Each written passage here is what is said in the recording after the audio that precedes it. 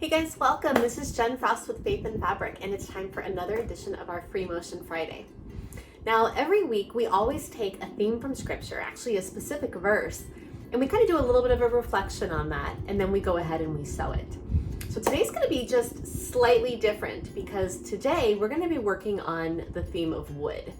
And I say the theme as opposed to a specific Scripture verse because wood actually appears in Scripture over 130 times. Now, it was way too hard to figure out which of those verses to pull from.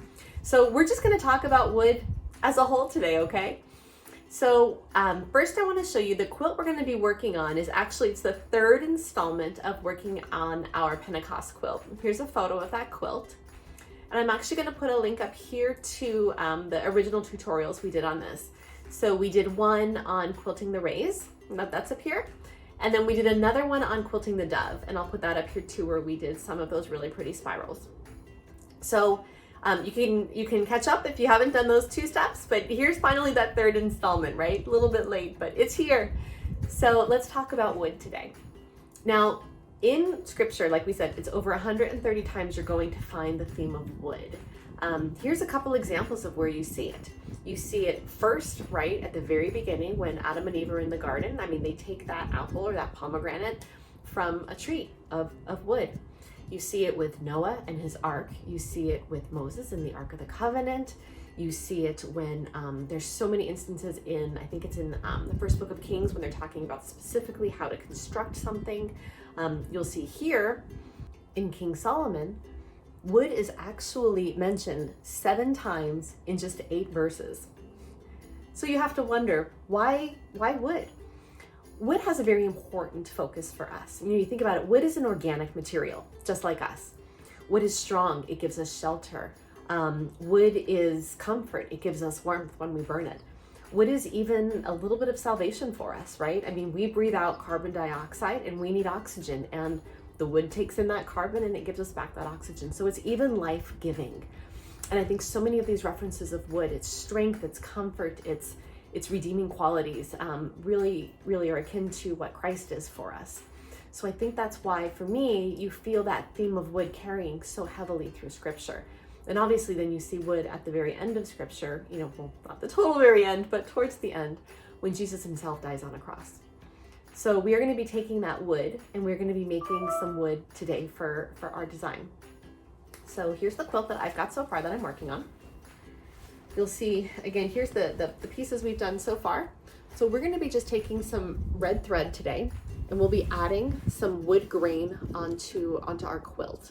So because we're going to be doing red on red, because this is actually my quilt that we're going to be working on today, not necessarily a practice pad, I do want to spend a little bit of time over on our line designer. And that's going to give us that opportunity to really talk through the skill before we move over to the sewing machine.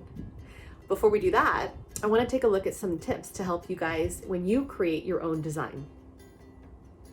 3 tips for you are, first, to begin with long wood grain lines. When you create your lines, you want to follow the natural curve of the lines you create. You want to make sure your curvy grains are very curvy. This way you can nest your knots inside the deepest part of the curves. Lastly, to create a knot, you want to make shorter grains that spiral into themselves. Now, as we mentioned, we did do spirals a little bit ago. I'll repop that link up here, and these are the spirals we made on our bird. We're going to be doing something a little bit similar to those spirals where you kind of come in and then you echo back out, but we'll be adding some very sharp points as we create that wood grain. So here's one more example of a wood grain quilt. This is our risen quilt. I'll actually put a picture of it up here so you can see it as a whole. But here is how this cross turned out. So this is a very large one. There's no way, obviously, I'm glad I put that little picture up that you're going to be able to see the whole cross here.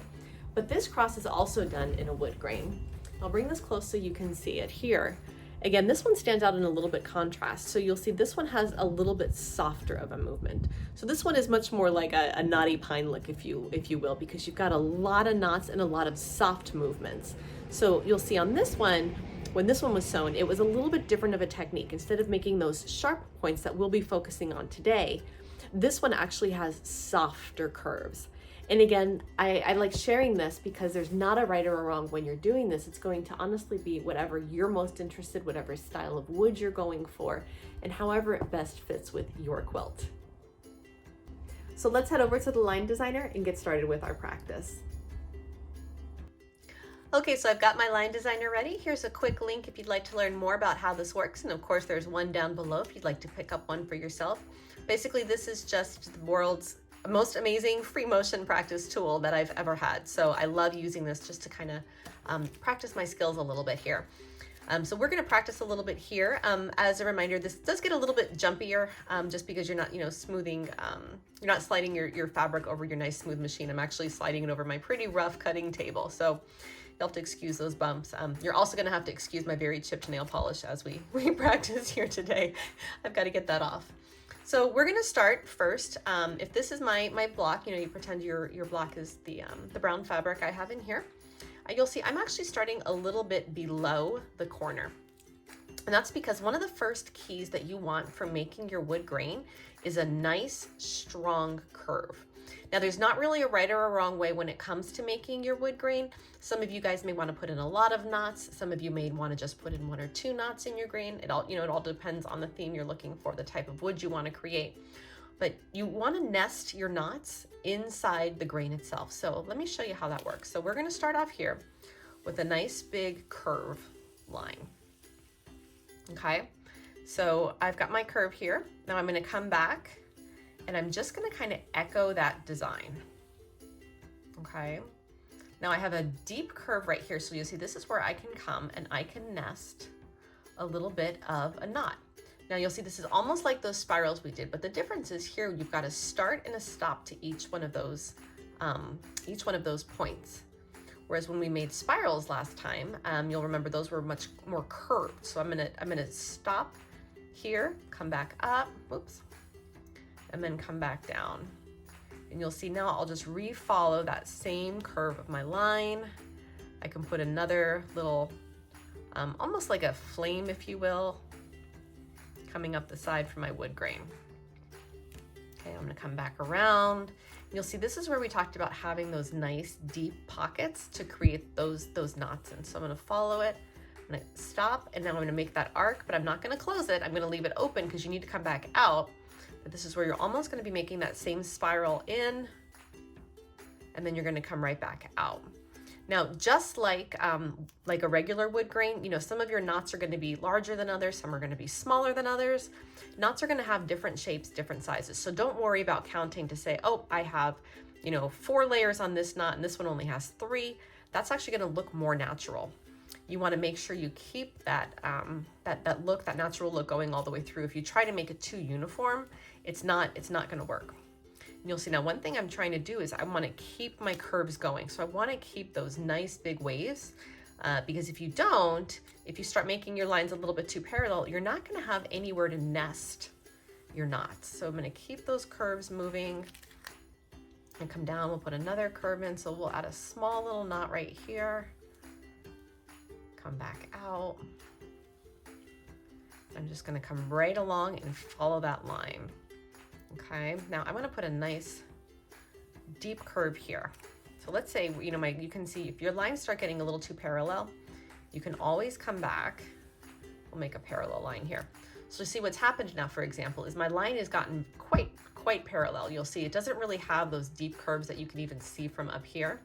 So you have 2 choices. You can either just really start to try to fill this in, or you can come down a little bit and make a nice big curve and then backfill. So let's look at both those examples. So the first one would be like, say I'm just gonna go, oh my gosh, I just wanna kind of start fresh. So I'm gonna move my needle down along the edge of my fabric, and I'm just gonna almost start all over again with a nice deep curve. So you see there's my deep curve, and now I can come back and I can just fill that curve in with my knots.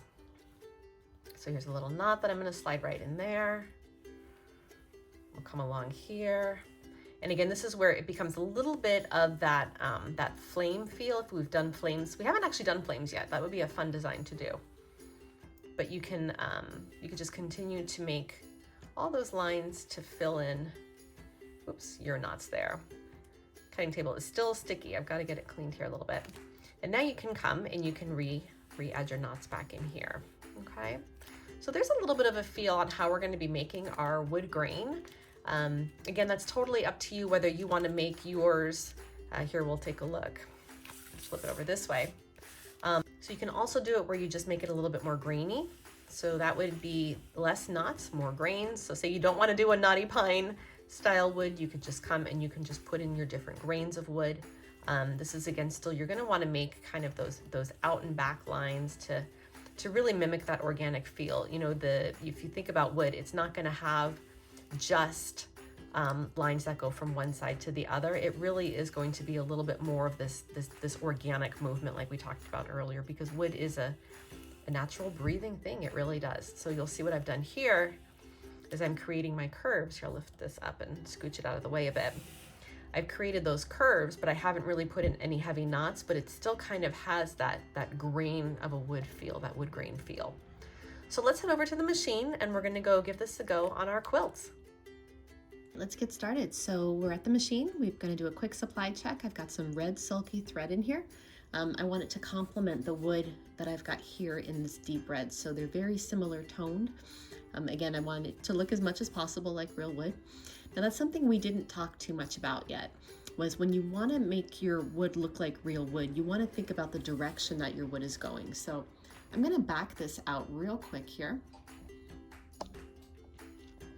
You'll see if this is my cross, you want to determine where your wood is going to go. So I've got one set of wood that I'm going to bring across here. I'm going to count this whole section from here to here as one piece of wood. This is going to be the piece of wood that's in the front, and I'm making this piece the piece that's in the back. And you want to think about that, because if I'm going to make my wood grain go from here to here, I'm going to stop right here at the top of the bird's head, at the top of that dove. And I'm not going to go below that, because in my mind, this wood here is part of this centerpiece that's going to go across. Okay, so you want to think about, with whatever quilt you're working on, which direction you want your wood to be moving. You know, this wood would look quite silly if I made the wood grain go this way and not this way. You know, wood doesn't grow this way. It would be tons of little pieces all stacked together if I were doing that, and it wouldn't look quite as natural. So it's still going to be moving side to side, again going with the long grain of the wood. So I've got my bottom thread pulled up, and we're going to go ahead and just start moving just like we did before. So remember that very first step, you want to make that nice big arch.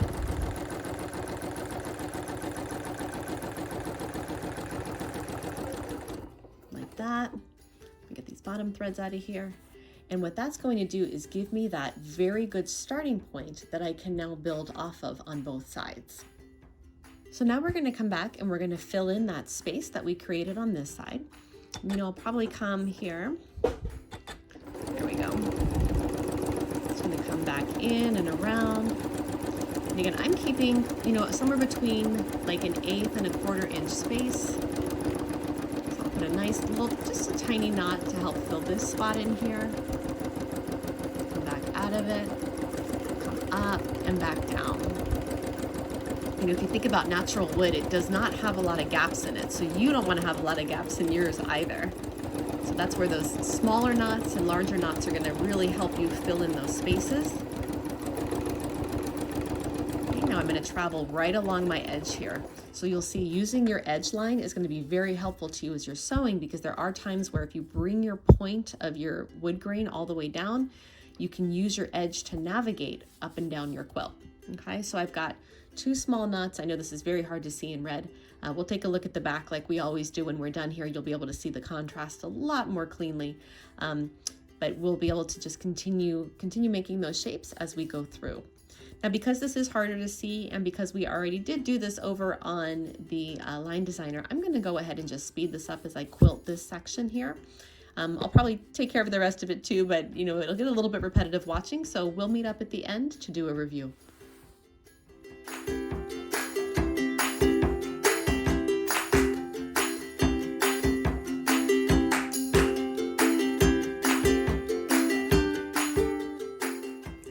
Ready to see how it turned out? Let's take a look. So start on the front. Front's always a little tough here because again, I did want it to kind of match. I'm gonna hold this a little bit to the side light here so you can see the light hitting it. And you can see the wood basically comes straight from here to here, stops at the dove, and then re-picks up on the bottom. Whereas this wood grain, you'll see, comes across sideways. So what I wanna do is flip to the back because you can see a lot more contrast there. So here, you can see it a lot better. So here's that, because we've got the orange panel. Again, when I do my quilt backs, just to kind of show you what you're looking at, these are all the colors from the front. I just take all those extra squares and I use up all my fabrics. I'm not a big fabric saver, so I'd like to use those up. So that's where all these panels come from. But you'll see here, you can see a little bit better. Here is the outline of the cross. And right here are the flames that come across, and they actually mix here with the white of the dove. And then here's that line. So I actually went and I stitched across here so you'll be able to see where that line of the cross is. And then these come up and down, again, moving the wood grain this way. So you'll see the wood grain here varies in shape and size. We'll move this close again so you can see. Your knots are going to be very organic. Again, that's the point here. You want to kind of pick a set distance. So say, like I said, mine's about, between 1/8 and like 1/4 of an inch, but I let it vary between that. In some cases it comes very close. In some cases it doesn't.